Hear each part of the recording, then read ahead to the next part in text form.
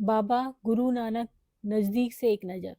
कबीर की अपेक्षा बाबा गुरु नानक 1469 से 1539 के बारे में हम कहीं अधिक जानते हैं। तलवंडी पाकिस्तान में ननकाना साहब में जन्म लेने वाले बाबा गुरु नानक ने करतारपुर रावी नदी के तट पर डेरा बाबा नानक में एक केंद्र स्थापित करने से पहले कई यात्राएं की। उन्होंने अपने अनुयायियों के लिए करतारपुर में एक नियमित उपासना पद्धति अपनाई, जिसके अंतर्गत उन्हीं के शब्दों भजनों को गाया जाता था। उनके अनुयायी अपने अपने पहले धर्म या जाति अथवा लिंग भेद को नजरअंदाज करके एक सांझी रसोई में इकट्ठे खाते पीते थे। इसे लंगर कहा जाता था। धार्मिक महानुभावों से चर्चा करते बाबा गुरु नानक जब वे युवक थे। बाबा गुरु नानक ने उपासना और धार्मिक कार्यों के लिए जो जगह नियुक्त की थी उसे धर्मसाल कहा गया। आज उसे गुरुद्वारा कहते हैं। 1539 में अपनी मृत्यु के पूर्व बाबा गुरु नानक ने एक अनुयायी को अपना उत्तराधिकारी चुना। इनका नाम लहणा था, लेकिन ये गुरु अंगद के नाम से जाने गए। गुरु अंगद नाम का महत्व यह था कि गुरु अंगद बाबा गुरु नानक के ही अंग माने गए हैं। गुरु अंगद ने बाबा गुरु नानक की रचनाओं का संग्रह किया और उस संग्रह में अपनी कृतियां भी जोड़ दी। संग्रह एक नई लिपि गुरुमुखी में लिखा गया था। गुरु अंगद के 3 उत्तराधिकारियों ने भी अपनी रचनाएं नानक के नाम से लिखी। इन सभी का संग्रह गुरु अर्जुन ने 1604 में किया।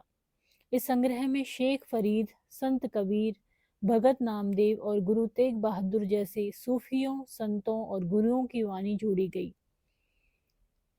1706 में इस बृहद संग्रह को गुरु तेग बहादुर के पुत्र व उत्तराधिकारी गुरु गोविंद सिंह ने प्रमाणित किया। आज इस संग्रह को सिखों के पवित्र ग्रंथ गुरु ग्रंथ साहिब के रूप में जाना जाता है। यह है गुरु ग्रंथ साहिब की एक आरंभिक पांडुलिपि। 16वीं शताब्दी में बाबा गुरु नानक के उत्तराधिकारियों के नेतृत्व में उनके अनुयायियों की संख्या का विस्तार हुआ। ये अनुयायी कई जातियों के थे, परंतु उनमें व्यापारी, कृषक और शिल्पकार ज्यादा थे। इसकी वजह यह हो सकती है कि बाबा गुरु नानक इस बात पर बल दिया करते थे कि उनके अनुयायी गृहस्थ हों और उपयोगी व उत्पादक पेशों से जुड़े हों। अनुयायियों से यह आशा भी की जाती थी कि वे एक नए समुदाय के सामान्य कोष में योगदान देंगे। 17वीं शताब्दी के प्रारंभ से केंद्रीय गुरुद्वारा हरमंदर साहब स्वर्ण मंदिर के आसपास रामदासपुर शहर अमृतसर विकसित होने लगा था। प्रशासन में यह वस्तुतः स्वायत्त था। आधुनिक इतिहासकार इस युग के सिख समुदाय को राज्य के अंतर्गत राज्य मानते हैं। मुगल सम्राट जहांगीर इस समुदाय को एक संभावित खतरा मानता था। उसने 1606 में गुरु अर्जुन को मृत्युदंड देने का आदेश दिया था। 17वीं शताब्दी में सिख आंदोलन का राजनीतिकरण शुरू हो गया, जिसका दूरगामी परिणाम यह हुआ कि 1699 में गुरु गोविंद सिंह ने खालसा की संस्था का निर्माण किया। खालसा पंथ के नाम से जाने जाने वाला सिख समुदाय अब एक राजनीतिक सत्ता बन गया। 16वीं और 17वीं शताब्दियों की बदलती हुई ऐतिहासिक परिस्थितियों ने सिख आंदोलन के विकास को प्रभावित किया। शुरू से ही बाबा गुरु नानक के विचारों का सिख आंदोलन पर गहरा प्रभाव पड़ा।